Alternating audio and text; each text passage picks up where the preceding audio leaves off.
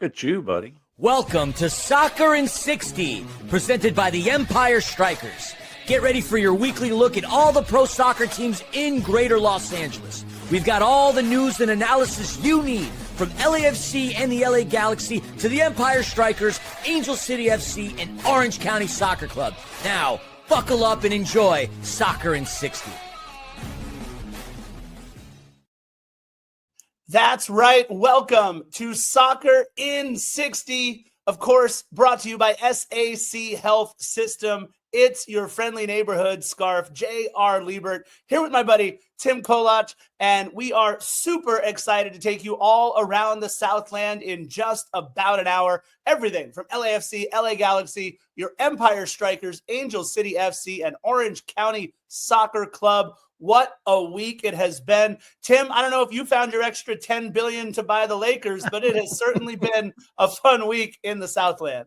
It definitely has, Scarf, my boy, man. I'm doing good this week. We've got sunny skies, a sunny disposition for Orange County, while Angel City took it on the chin, as did the G's. I don't think that I think that both are going in the right direction, buddy. And, you know, if I had a couple extra $1 billion creeping around and buy a team for a valuation of $10 billion, I'd bring you and the whole crew over at Soccer in 60 with me, buddy.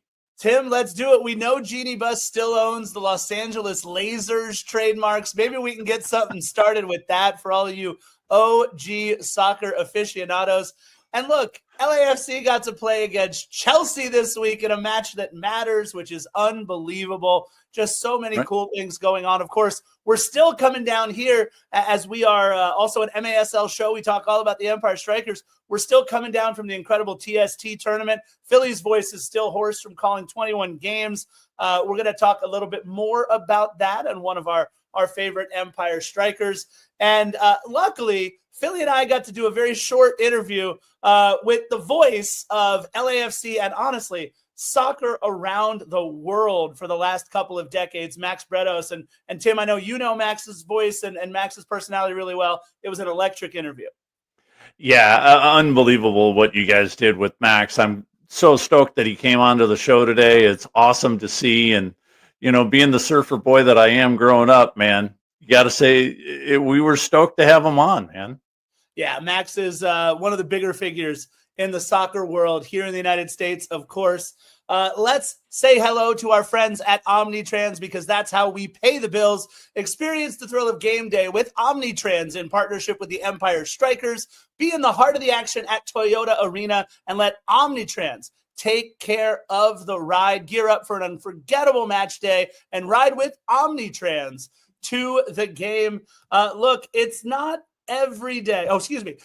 Another day and another frustrating result, for the Galaxy. This one against St. Louis. As we were watching this, Tim, I thought they had the 3 points in the bag, and unfortunately, like their season has kind of unfolded, they just found another way to drop points. Yeah, this one was brutal to give up those 3 points. They're still undefeated in their last two games, which big crowd noise. But the reality is this, you know, the 4-2-3-1 lineup that they put out there was doing their job. They were still getting beat a little bit on that, you know, that where the twos are. The fourth guy in the back line wasn't coming up purposely. But the thing is, Scarf, I mean, come on. You can't give this up. I mean, there was going to be 8-9 minutes of added time because it was hot out on the pitch. You know, it was pushing, 90 air temperature, 101, 102 on the field. But you can't let the guy that's already got 2 goals, you can't let him get a third goal. I mean, come on, man. I mean, what the Galaxy are doing this year is 180 from what they did last year. They would go into that second half and they would just dominate it. And now they're just not. They're getting smoked last minute of these games. They did it against LAFC. You know, they kind of came back from that goal. They were down, but you can't honestly tell me that you're going to leave a guy like Zhao all alone in the box to score his third goal. Give me a break, Scarf. Yeah, look, they finally got the match from Gabriel Peck on the score sheet. He's played excellently for this club, giving everything he has. Obviously, look, we've talked about no Ricky Puig and how that has totally changed the makeup of this club. Marco Reus being on fire for his last 5, 6, 7 games. He looks like he's back to his old tricks. But when you have the lead going into stoppage time, and oh, by the way, you are fighting for, and I can't believe I'm going to say this, Rob would probably poo-poo all over it too, our resident Galaxy expert, but when you are still fighting for a playoff spot, to drop those 2 points, not just 2 points, but those 2 points where you have to go into St. Louis, which is a great soccer atmosphere, against one of the best keepers. Now, I know he's been hurt this season, but in Roman Berkey, and really only have, like you said, one guy to stop in Joao Klaus. For them to drop those 2 points in the way that they did, giving up a goal in the 5th minute of stoppage time so he can get his hattie. It was an unconscionable series of decisions that led to the Galaxy only taking a point away from home. And look, our producer Gunnar is asking it in the chat. I asked it to Rob after he wrote some stuff there in one of his show notes. Do the Galaxy at this point still have a realistic shot at talking playoffs? Well, Scarf, I'm going to say the exact same thing that I said on Rob's show. No, they don't. They do not. They do not. When they were 10 games into the season, they were cooked. I mean, we've talked about it 100 different times, but the reality is this: to get into the playoffs this year, you're seriously going to need at least 43 points. Right. To get there, you're going to have to get another 10 wins, right? And you don't have it. You don't have 10 wins in the basket. We've got a little bit of a Ricky Puig update from an insider I've got, but he's not going to be able to come back and make enough of a difference towards the end of the season, because the ability of the Galaxy this year to give away games late has been impeccable. It's been unbelievable at how well they've done by not being able to win in games that they should absolutely win. I mean, you've watched a bunch of these games, Scarf, and the reality is this: they should have at least 7 wins. They should, just by and large, just because of the talent they have on the field. Yes, Paint Sill has had a quad, right? He missed a ton of games. He didn't get up to full speed, but now that he's up to full speed, 95%, the quad's still bugging him a little bit. You can see it. But the reality is they need to be winning these games, and they're not. They're falling on their head, Scarf. Well, and the question comes to, and I know you've got some sources with some insider information on Ricky Puig, but the question is, why rush him back now at this point? Why is it worth 5 games to go in the season, let's say? Maybe it's more, maybe it's less, but let's say 5 matches to go, 10 matches to go in the season. Even if you're still mathematically eligible for the playoffs, is it worth risking closing that window even further with Ricky Puig being hurt? And the question really remains then, you're getting vintage Marco Reus right now. How much longer can you get that? You've got your back line of aging players. How much longer can you continue to kick that can down the road? And is the window for a second championship? Because, look, they dominated the league last year. And this is coming from an LAFC supporter. They dominated the league last year and into the playoffs. Is the window closing? And do you even want to bring a guy like Ricky Puig back? I think it's the same theory that I have on the playoffs. No. You're going to have to. You're going to have to, because here's the thing. What are the Galaxy in business for? Sell tickets, make money. Yeah. And to win, clearly, obviously, but it is a business. So what Puig is doing, he's been rehabbing really well. This is what I got this morning from my guy, is that he's rehabbing really well, and he's up on a Bosu ball, one of these ups, half a ball, right? And he's doing what I'm shaped like here in the front. It's a Bosu. Yeah, exactly.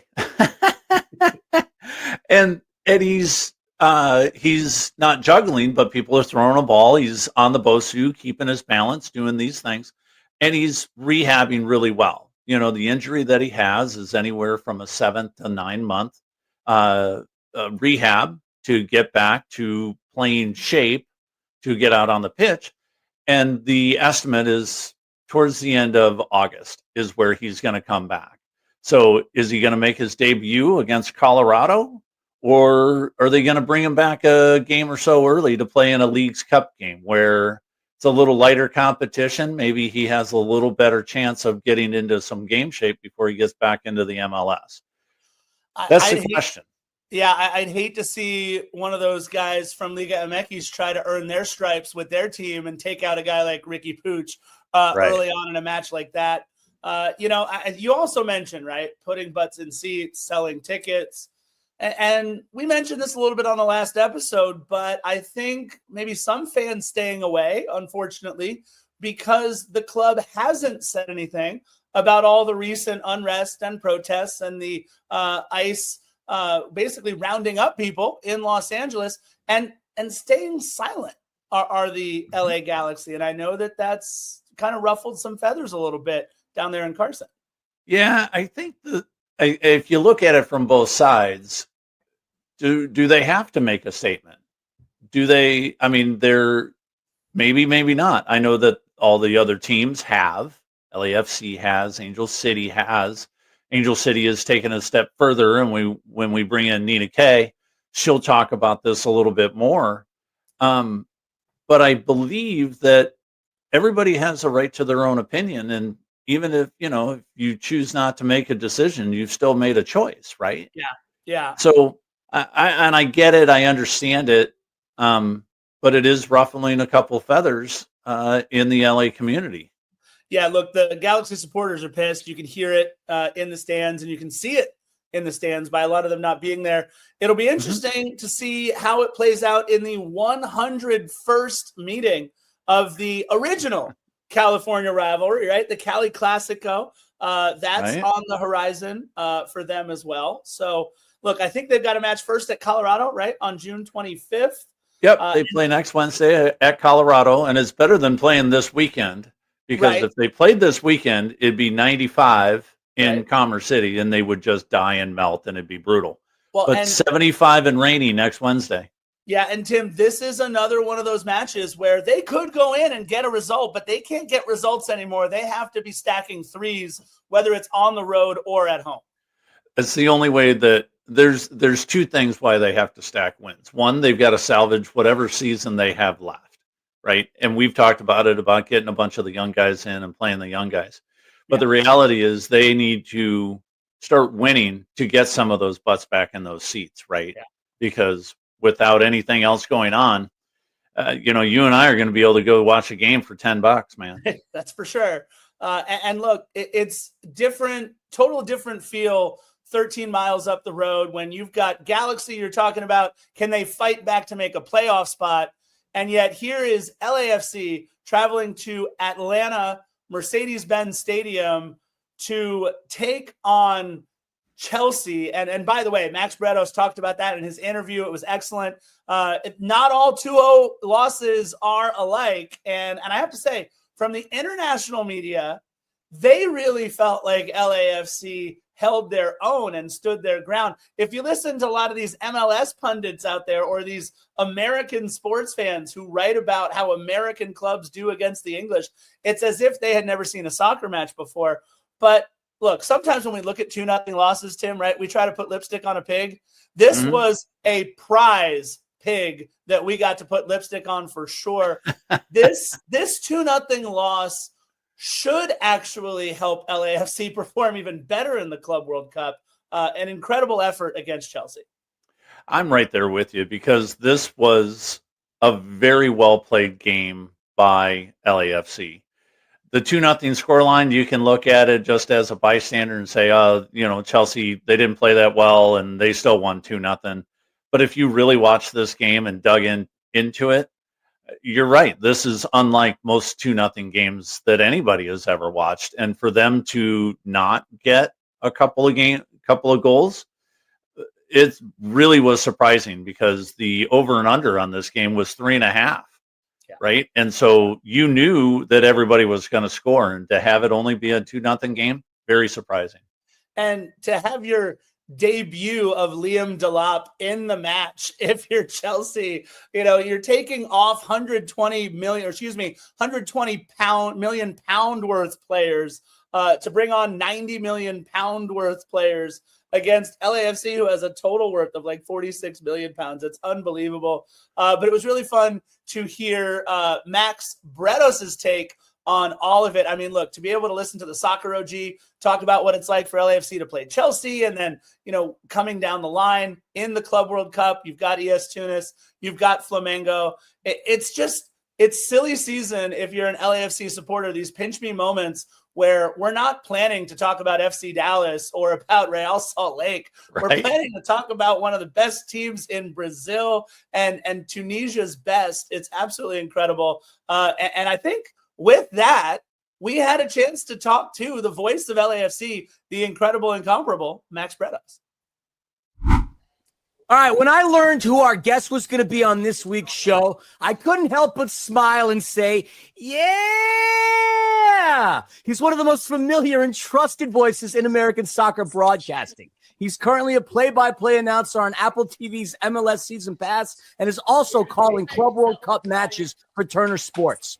Over the years, he's worked extensively for ESPN, Fox Sports, and Sky Sports in the UK, including having hosted more than 1,000 episodes of ESPN's Sports Center.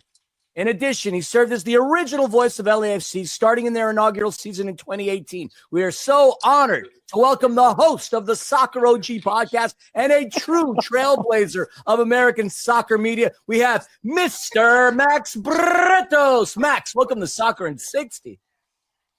That was a 60-second intro, for crying out loud. That was amazing. Did you count those Sports Center shows? Holy smokes.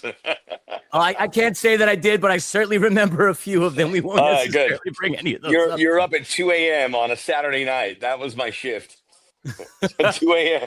2 a.m. on a Saturday night while I was in college, man. I was just coming back from the bar. So chances are I did see quite a few of those episodes. It was a desirable position. People didn't want it, but the reality is on Saturday night, all the college football or all the sports from that day would be done, and that's what people would tune into. So, it was cumbersome, it was hard, but it was they had a lot of eyeballs. A lot of eyeballs indeed. Max, again, it's good to see you, my man. Thank you so much for taking the time to hang with us. And no, you are not watching an episode of Defenders of the Bank. Well, we'll introduce him in just a moment because, yes, you know that guy too. But, Max, let's get into it because I know you got stuff to do. Before we dive into LAFC's match against Chelsea, let's quickly go back to the come-from-behind win over Club America that sealed the black and gold spot in the Club World Cup. You were on the call for that game. What did you think of LAFC's performance, and how did you experience the atmosphere at BMO Stadium that day? Well, I put my glasses on. As Philly pointed out, it was the Mo Green specials. It was interesting because we had a really good conversation with Steve Cherundolo a couple days earlier. And we're like, hey, man, this is a big deal. I mean, how do you approach it? He goes, look, we have MLS and Liga MX teams playing all the time. And the teams like Club America, he goes, and he was spot on about this. He goes, what I have seen about them is they've really mastered the risk versus reward. They don't take the huge risks unless they know 100% that they are going to get a payoff of it. Yeah, which is nothing's guaranteed, but they don't put themselves in a position where they're going to, sabotage the game. And he goes, MLS teams are getting better at that. This is me saying this part, but they haven't quite mastered it. And it's hard when you don't have the finances or the roster build that these Mexican teams have. So you have to be creative. Once you are able to build a squad of 17, 18 guys, you can, take some risks here and there. You can be a little risky because you have some cover in the bench. So he goes, we're always trying to close the gap with the Mexican teams. And he said, I hope we can do it. And then I was watching that game and I was like, I had that idea that he put in my head. And I kept noticing it. I go, man, LAFC's been really disciplined. They're not making that silly pass where they can get countered on. They're not forcing the issue. They're being very patient. And all that was amazing. But then they get this opportunity, this situation pop up where the penalty arises. And even at that point, you're going, man, LAFC's played really well. They don't deserve to lose this. But if it happens, I'm thinking, I hope LAFC don't get criticized for this because they the game plan was right. They're not being outplayed. Club America has the better resources. So even down 1-0, I was like, LAFC deserves a lot of respect. Steve Chernow deserves a lot of respect for how they devised this game plan. They got a bad bounce and now they're trailing. But then you add to the fact that they find a way, and they wore out Club America. That was it was unbelievable. Denny Buanga couldn't get through, and I remember there was one point where Club America threw at least 3 or 4 defenders on him, and at the end they couldn't do that, and then he was just running past the right back and whoever was there, and it was just a matter of time. So they put themselves in a position where they could exploit America, and they did. It was a beautiful performance. I think the game plan was right, and even though they trailed, they didn't deviate off of that, and they were able to find the results. So I just thought it was wonderful to watch. The atmosphere was amazing, and the Club America fans, obviously, if it was any other team, it wouldn't be the same. Even if it was Chivas, there's no team. Monterrey, we saw them in the Club World Cup, and there's no one that could create that with that block of Crema y Azul fans and so much fanfare inside the stadium, outside the stadium. So the atmosphere, I know you guys feel the same. You wish you could bottle it and just revisit it over and over again, but you have to realize that that's once in a blue moon. Hopefully not that long, but who knows when we have something like that in the stadium again. Yeah, once in a blue moon indeed. If there's anything I would like to bottle is a pint of Las Aguilas' tears and drink that down happily. We clip those wings, baby. So obviously that puts us into a spot where we're in the FIFA Club World Cup. We have the game against Chelsea the other day. Now, there seems to be a widespread agreement that LAFC had a respectable showing that the team can build on, especially given the fact that Chelsea fielded a strong lineup and not, as some suspected, a B team. Unsurprisingly, but you don't think that. But you don't think that by the way you're phrasing this question. Well, we'll get to that one in just a second. But unsurprisingly, Max, like the black and gold were outpossessed, heavily outshot, no question about it. But they did have a fairly high pass completion rate at nearly 85%. Like, what did you see in that game? And would you agree that this was a promising display from LAFC? I sure would. And I got to tell you, man, I looked at some of the national media and it got me very frustrated. I saw something on CBS Sports Golazo and it said something to the effect of Chelsea, no problems, or just complete whitewash LAFC. I'm like, what the? I go, what game did you watch? I know Chelsea was better, but at the beginning of the game, LAFC had that similar game plan. Don't make mistakes. They held it tight. But they were still being adventurous. They weren't parking the bus. They were going after it. I can only imagine Chelsea was impressed by the way LAFC played. And then they had good chances in the second half. Should have gotten a goal. I really believe. I actually spoke to Ante Razov today, and he was like, he said, we should have got a point or more. I go, really? He goes, you think you should have won it? He goes, I think we played well enough to do that. I go, well, I don't completely agree with that, but I still certainly feel they did well enough to get a point. And this Chelsea team might be the best team in this Club World Cup. We don't know. But they're loaded, and they can bring all these studs off the bench. So it was I thought it was really admirable. And I was hoping for a better response from the American soccer media about what LAFC did. And it was also, I feel like it was like par for the course. MLS team gets beaten. I go, no, it wasn't. Because I can tell you 10 years ago, when MLS teams, if they had a chance to play that game, they would have lost it by 5 or 6 goals without question. It would not have been a contest. This was a contest. And LAFC maybe they played a perfect game. I don't think they played a perfect game, but I think in many ways they played the game they wanted to play. But I was really impressed with it. I was, I was on the edge of I was in my living room walking around looking at, just my emotions overloaded. And then, but this is the thing is that people say that Chelsea ran through them. And then all they talk about is that there's like 22,000 people. I'm like, I just get fed up with that. It was really disappointing to see that this were the talking points. And I think our American soccer media has to be, a little bit more accepting of a big day like that, regardless of how many fans are there. Because there's a perfect example. There's my dogs here, by the way, with all these with what LAFC did. Because I guarantee you, 5 years ago, 10 years ago, we wouldn't have seen a game like that. And that coupled with what the Sounders did and what Inter Miami did to a lesser degree shows I think MLS has grown. But LAFC is a top club, and I don't think people want to play them. Well, hi, Max. It's good to talk to you, buddy. Scarf. 10 minutes in, I promise I've been here the whole time. Look, the 9. loss to Chelsea, somewhat expected, but now, What did you according think to about that game, Scarf? What did you think about it? listen, not all 2-0 defeats are alike, right? That was No. a good 2-0 loss, and I think what LAFC did in that match is going to carry them through the next two matches that we're actually going to talk about. This match against ES Tunis coming up on Friday, and then Flamengo on Tuesday. Even one of the MLS pundits is saying that LAFC still has the best chance of any of the three clubs to move on That's crazy. in the Club World Cup. What are your impressions of both teams so far? Because Flamengo played ES Tunis, beat them 2-0, same scoreline. And what do you think LAFC's chances are to actually get out of the group stage? Well, the good news is they do have chances, and they're going to be favored to beat Esperance, ES Tunis.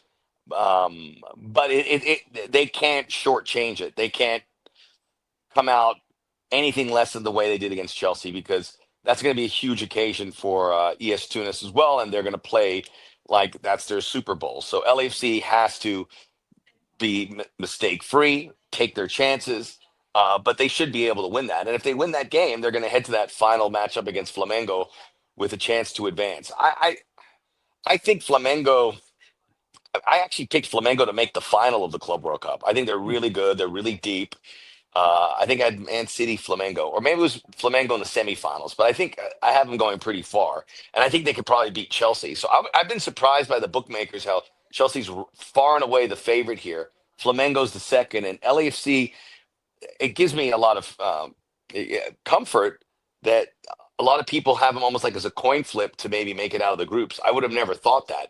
But those bookmakers are right a lot of the time. So I'm curious to see how it looks. But I'll talk about Flamengo later, but they've got to come out, and I know they're going to be prepared. Steve Cherundolo and that coaching staff will have them prepared. Just come out. It's not going to be easy.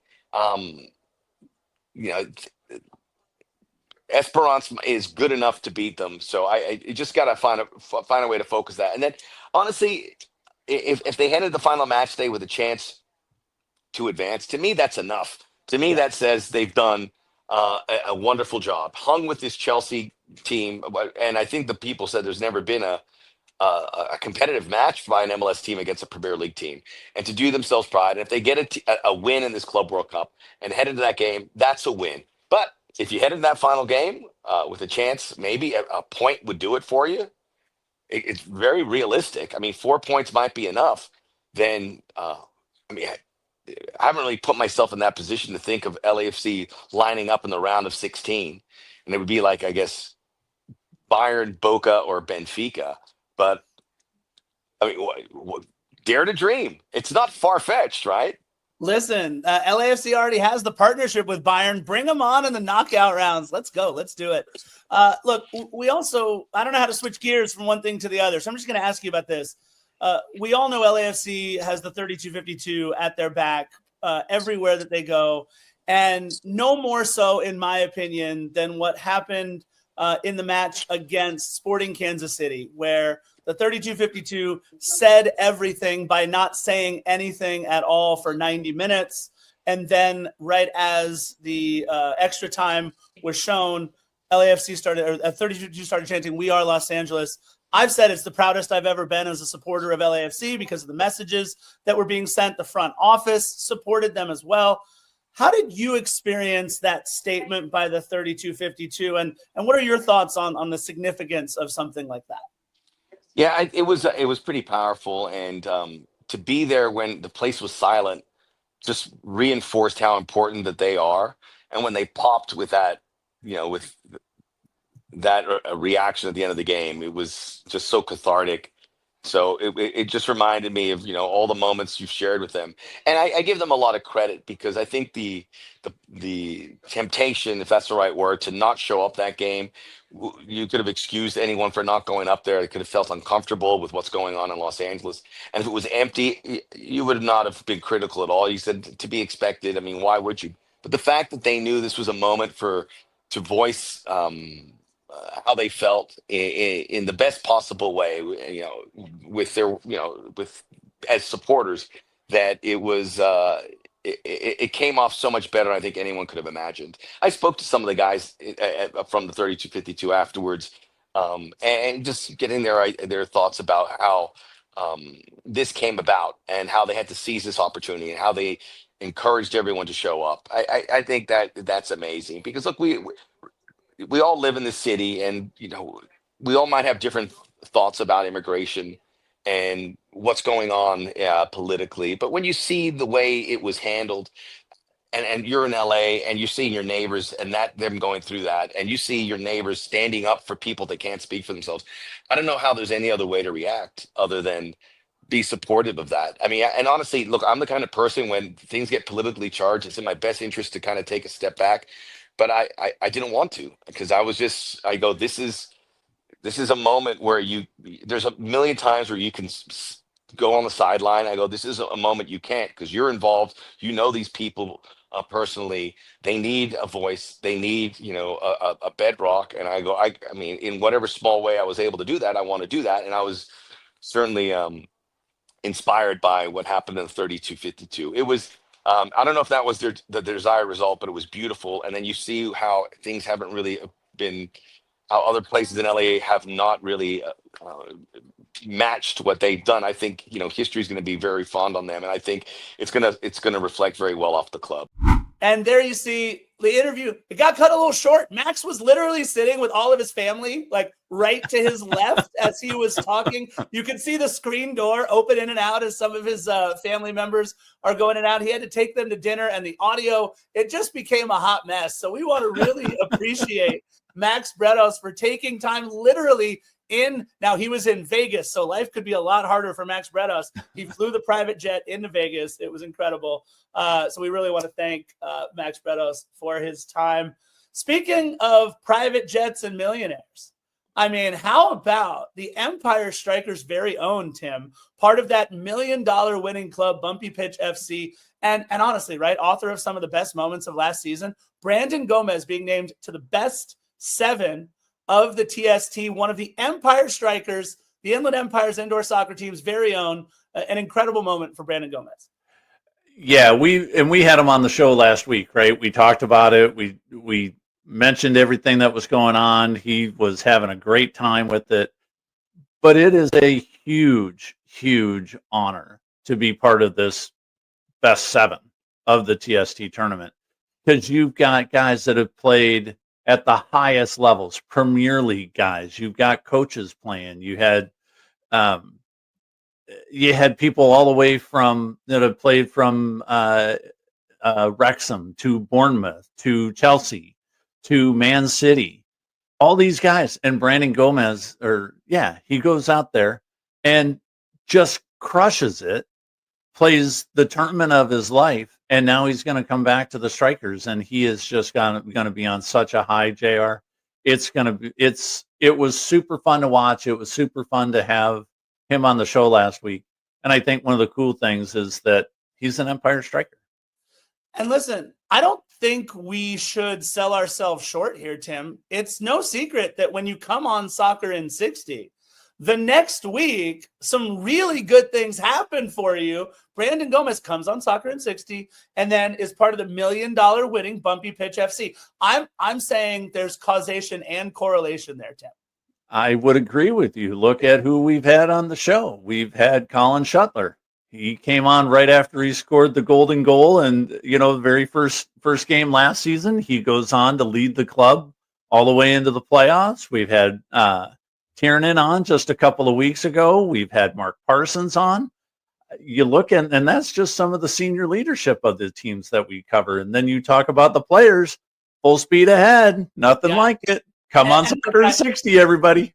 And I may have jumped the gun. It was probably actually him winning the $1 million and then coming on Soccer in 60. But it was because he wanted to tell everybody what it was like to win that $1 million and be on the team. But either way, and I know I didn't call as many games as I would have liked last season, but Jeff Burham, I know you're listening, so maybe I'll get to call some more next year. But Brandon Gomez, one of the authors of several of fantastic highlights for the Empire Strikers. But Tim, a player who, pending league approval, we hope will be part of some highlights next season for the Empire Strikers. The rumor of signing Lucas Ramayo from Mesquite. So this could be a big signing for them. This would be very big. He played well last year, was one of the leaders of the team. And for the Strikers to put him in, it is pending league approval. So we'll see how that goes over the next week or two, or as we move up into the season over the summer. But this would be a very big signing for the Strikers. It would shore up that midfield. And then you're really looking at a guy that can put the ball in the net too. I mean, if you look at some of the highlights that were posted on Instagram, the guy's got a great left foot and can go roof on guys. So it would be a big signing for the Strikers for this coming season. Yeah, look, 10 goals, 9 assists in 53 previous MASL matches. And look, it's on Instagram. You guys go check it out. Jeff liked the post there on Instagram, on the Empire Strikers Instagram.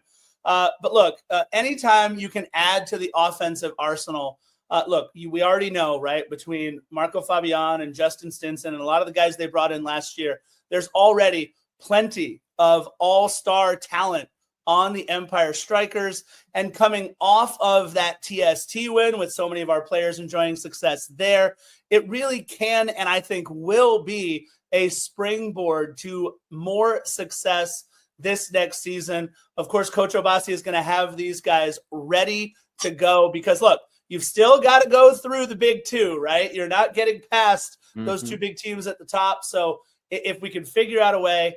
And then, Tim, you also had some cool intel on the LA Force, one of the NISA soccer teams out here, and our boys at the Empire Strikers. Yeah, so I've connected with the guys over at the LA Force, and they have a big game this weekend. And some of the Striker players have been playing for the LA Force. And this weekend, they're second in their division, and they take on the number one team in the division this weekend. And they're going to be playing Sunday night at 7 o'clock down in San Clemente. So it's a little bit of a roadie, but it is at 987 Avenida Vista Hermosa in San Clemente. Again, it's 7 o'clock Sunday night, and it is the LA Force. So go check them out for some more great local soccer. I love it. Anytime we get to watch our boys in action, really exciting. And now let's take a second for our friends at National Core. National Core, one of the nation's largest nonprofit affordable housing developers and a proud sponsor of your MASL team, the Empire Strikers. At National Core, they believe that soccer has the power to transform lives just like they do. They believe in building strong communities on and off the field. And to learn more about National Core and their mission, go to nationalcore.org. Tim, I believe, as she is known, Nina K, no relation, to here to talk about all the ACFC goodness in this last week of Angel City Soccer. Yeah, thanks for having me again, boys. It's been a minute since I've been on. I've been out traveling the world and, got called up for, we'll call it international duty. I don't know. With that, the first thing I want to talk about is the exciting news out of Angel City. And, JR, I know you're a huge Rose Lavelle fan, so you probably fixated on the fact that she got her call up. But 5 Angel City players also got nods. Alyssa Thompson for the U.S. along with Giselle Thompson. She's going back, hopefully no injury this time. And Angelina Anderson, all for the U.S. Miyabi Mariah going for Japan alongside Hannah Stombaugh. So very exciting Angel City news to kick it off. Yeah, that's someone's got to tell you. Yeah, someone's got to tell you that Nashville is not international duty, but that's okay. I also went to Indiana, okay? There you go. Look, it's great to hear these fantastic women getting called into their national teams. What we want to talk more about here on Soccer in 60 that we haven't talked about enough is them holding a lead or holding a result into and out of stoppage time until that final whistle. More heartbreak for ACFC. We actually don't want to talk about that, but thanks. We really are tired of it. I've seen everywhere, first minute, last minute, because of course, against NC Courage, their goal came in the first minute. I couldn't even get the TV turned on in time to catch that first goal. And then in the 90th +5, the final goal, Tiernan, thank God for Tiernan, because she was able to score a tying goal in the 11th. So you spent most of the game at a 1-1 draw, which I think actually speaks really well. And we can't forget that these girls are also working on a new coaching style and working on new systems and formations, which is an awkward thing to do mid-season. Strauss has come in and he has said he's more control and possession based. He wants to play higher up the field, and you see them doing that. I think if we go back into games past, a lot of the time Angel City was happy to give up possession. And now they're in this last game, 54%. It's not exactly dominating, but I give it to them. Yeah, but it's far more than they had previously. And so you look at that, and I believe what Alex is doing and what the team has already responded to in just the 2 matches under his tutelage is really taken to it. And you can tell that the players, I don't know, it just seems, are they a little bit happier? Are they a little bit more liking the system because they've got somebody that's in control now? They have somebody that's in charge versus waiting the 3 months for that person to show up. Yeah, it's hard because when you play higher up the field, you do set yourself up for the counter. But, we've got Sarah Gordon on the back line. We've got some really strong defensive players. In general, I think this boasts well to their playing style. Like, I think the Thompson sisters specifically and Riley Tiernan really thrive in that quick, fast-paced, flick it on, let's go, run it, goal type of style. So I'm excited to see how once everyone else gets to that pace, it continues to develop. It's a very regimented, and you need to be disciplined because you don't want to get caught in that counter, but we're seeing it slowly come together, and it didn't feel bad. Like, you were saying earlier, not all 2-0 losses are the same. First minute, last minute. Listen, here's what I will say. Angel City had a chance to pick on 2 of the bottom feeders of the league in these last 2 matches, and they left a lot of points out there. Kind of a bummer, but you mentioned transitioning into a new coach with Strauss coming in, what you'd at least hope to see, and what we have certainly seen with Angel City, are the big names continuing to play well, not necessarily because of the coaching change or in spite of the coaching change, but during both of these regimes. To put it very simply, Riley Tiernan is who we thought she was. The Thompson sisters are incredible. Kennedy Fuller is still Kennedy Fuller. The young kids are still playing. Wait a minute. That means we're not talking about Kristen Jurgen Press. Strauss is here and she's still not starting. So what does that say for this team? I think it says what we've said before. It's not about not wanting her on the team. Like, let's be real. And let's also remember very clearly here to everyone who's going to come into the comment section after this, we are 3 voices. We are 3 independent voices. We do not stand for, represent, or have opinions that we are expressing on behalf of anyone else. I, Nina, speak for Nina. Nina thinks that Kristen Press isn't a starter. Like, it's, if you told me Olivier Giroud was starting, I would go, why? And I'm sorry, he's freaking fantastic. Now, also, loved that he stood on the sideline with his shirt off for 4 minutes. That was fantastic as well. Like, I just don't think Press is a starter. I think she's a fantastic super sub, and that comes from her soccer IQ and her adaptability. She is great at coming onto the pitch, reading what needs to be done, and getting everyone there, and I love it. Yeah, and I'm with you there, Nina. This is the voice of seeing her play for years, watching the U.S. national team, watching her play at the professional level. She's not a 90-minute person anymore. She can't go out there. And the coaching staff is right to bring her on at the 55th minute, the 60th minute, because she said it herself. She goes, I love coming into a 1-1 game with 30 minutes left because she can go out and run her guts out for 30 plus stoppage, and then she can go rest for a week. Yeah. She can't. Yeah, it's perfect. I mean, and she said it herself. So to be able to have her come in, say that out loud, and then have the team respond to it, I think it's perfect. I think I don't know if she'll start again this season because I don't think they need her to or want her. She might not. And, it's going to happen, or I'm not worried about it. We're going to play her in the best way. But I don't want to run out of time because I do want to talk. We've talked briefly, and you guys alluded to all of the statements that are being made throughout LA and throughout the professional sports teams. I feel like Angel City went big. They did not just, it wasn't just a fan-driven moment. Angel City has actively put out a statement and produced shirts to back it up. So I want to give a moment to actually read what they wrote because it's short. So they had this whole thing at the last match for Immigrant City Football Club. It says, at Angel City, we believe in the power of belonging. We know that Los Angeles is stronger because of its diversity and the people and the families who shape it, love it, and call it home. The fabric of the city is made of immigrants. Football does not exist without immigrants. This club does not exist without immigrants. This is our home. This is LA. This is Immigrant City. Yeah, I mean, look, the one thing you cannot deny, no matter what, is that Los Angeles is a tapestry woven by people of all backgrounds and colors.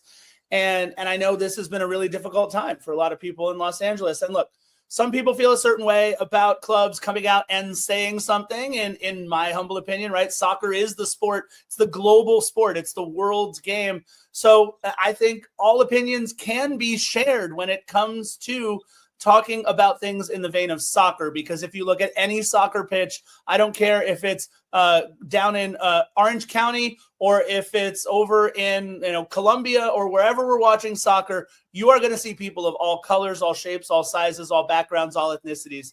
And that's what's so beautiful about Angel City coming out and saying what they said, is that it didn't just make it also, by the way, about everything that's going on with these last unfortunate week and a half in Los Angeles, but it shed light on the fact that it is a city full of immigrants, and that is what makes this city so special. Absolutely. And with that, let's talk about the upcoming game, because, they're playing again in what will be a one day. On June 20th, Angel City is taking on the first place Kansas City Current. This is not good, boys. If we are in our learning moments, I don't like it, but I do love the confidence boost that it will give us when we tie or win. You had 90 minutes of learning moments against the lowly Chicago Stars. You had 90 more minutes of learning moments against, I got to mention her once, Tyler Lucy and the North Carolina Courage, which is, by the way, the reason why they scored that second goal was a block by Tyler Lucy. Just saying, that's my favorite Angel City player of all time. And now you get the big ones up at the top. 28 goals in 12 matches, 10 wins on the season. Knock, knock, knocking at the door. Come the Kansas City Current. Have fun.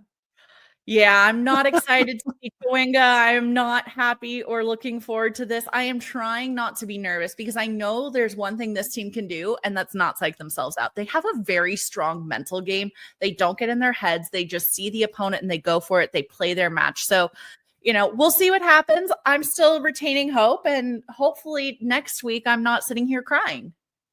Yeah, and I hope that too, Nina. I hope they go out and they play their game and not have to buckle against the number one team in the league. Yeah, and again, Nina, thank you so much for coming on, talking all things Angel City. We appreciate you. Look, I feel terribly that our producer Gunnar has made Tim wait the entire episode to talk about this match for Orange County Soccer Club. We'll get Nina back on for Best 11, don't worry. But Tim, I mean, El Paso Locomotive, one of the best teams in USL, and Orange County Soccer Club said, new hair, don't care, let's go. Yeah, full speed ahead. They are off the schneid. They've been playing well over the past few weeks, but a lot of firsts this week. First clean sheet, first road win, first brace of the season for Ethan Zubak. We could go on and on and on, but I tell you what, they came out in what was said a 4-4-2 lineup, and they didn't play that at all. They played a 4-4-1-1, which was epic. The additional high attacking player really pushed El Paso out of their comfort zone. You could see the first 30 minutes, the Locomotive were playing well. They got a couple of really nice shots on goal, but Shuttler knocked them down, took care of it. And then after that, there's about a 10-minute span towards the end of the first half where they just lit El Paso on fire. And I got to tell you something, Scarf. My opinion, this is Mr. Tim Colott speaking. Own goals should be stricken, I say, from the laws, from the rule book, from the score sheet. There is no way that ball by Cameron Dunbar, which scores the second goal, is not a goal for Cameron Dunbar. So, Cameron, Mr. Dunbar, you got a goal on my score sheet there, buddy. Look, it looked like it was headed in either way. But by the way, put a little mustard on that ball, Cameron. But let's talk about how big that win was, because it did not happen down in Orange County. They went into the belly of the beast. How about the first league loss at home for the Locomotive as well? Look, I got to ask you, though, this still looked like, at least on the score sheet, on the stat sheet, on the back of their tops card, it still looked like a lot of the same offensive, frustrating results by Orange County Soccer Club. If you take those 10 minutes out, and right before that, right, Zubac had one called offside. He could have had a hat trick, could have had one more. But I don't know how much they did outside of those incredible 10 minutes. What are your thoughts? I mean, you watch this club more than anybody else. Do they still have a way to go on offense? Well, they still got a way to go on offense. You know, Zubac had missed a few games. You've got Mohamedou War coming off the bench still. You got Cameron Dunbar had a little knock earlier in the season. I think what they really need to do is just keep continuing to improve, keep listening to what's coming out of Danny Stone's mouth, Coach Stone's mouth, and really, truly continue to embrace what he is teaching these guys.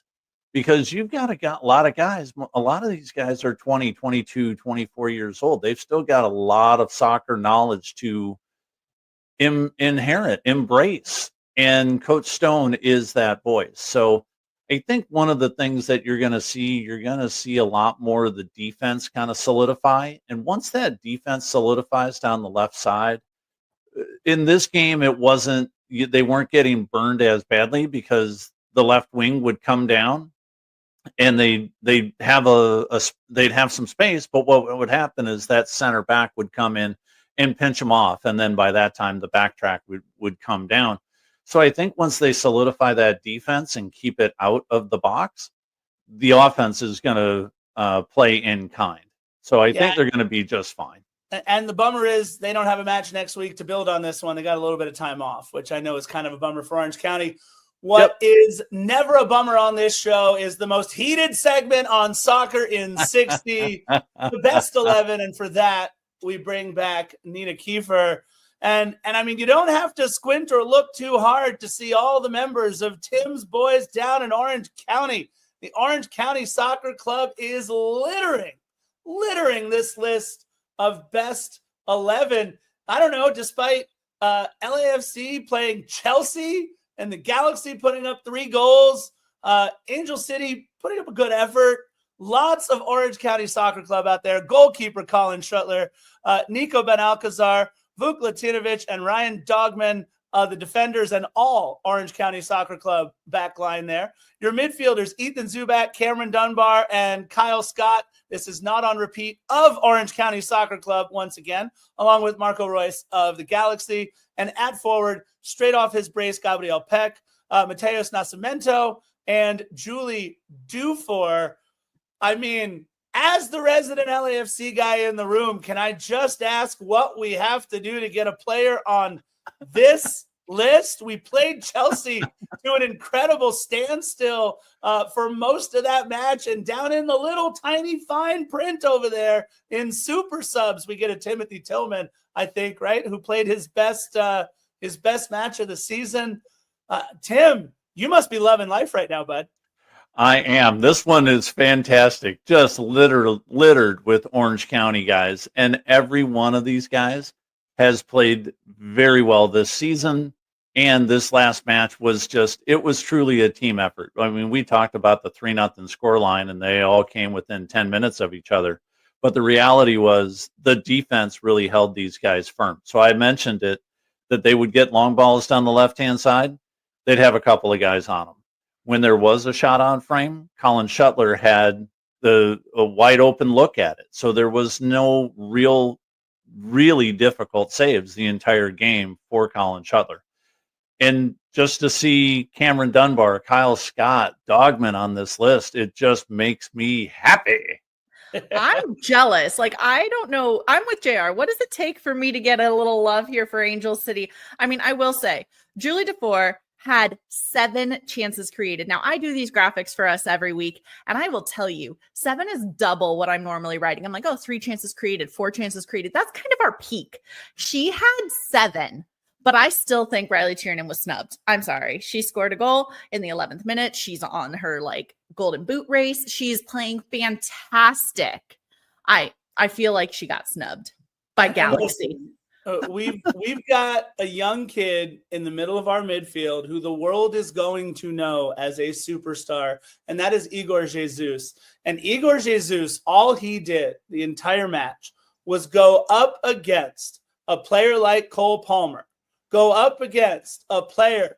I'm blanking on, oh my God, the Ecuadorian Moises Caicedo goes up against Moises Caicedo, goes up against Enzo Hernandez, and holds his own as a young kid. You have got to be kidding me that Igor Jesus doesn't get the love from the best 11 on Soccer in 60. That's a lot of midfielders from Orange County. I got to ask you, Tim, why Kyle Scott over, let's say, Igor Jesus? I think a lot of it. So Igor played an amazing game. I'm not going to lie. I think the fact of the matter is that Kyle Scott just played a little bit stronger. I think he was putting the hurt on Moreno, and you're going to hear another name that's going to pop up here over the next couple of weeks. A kid named Nicola Ciata from Orange County. He's an academy player that just got signed recently. You're going to hear him. So Kyle Scott over Igor, absolutely this week. Listen, all I got to say is El Paso Locomotive is not Chelsea, but that's okay. We can discuss that for another time here on LA's Best 11. Nina, thank you for coming back with us on this incredible segment, which was actually just Tim's Best 11 tonight, but that's okay. Love it.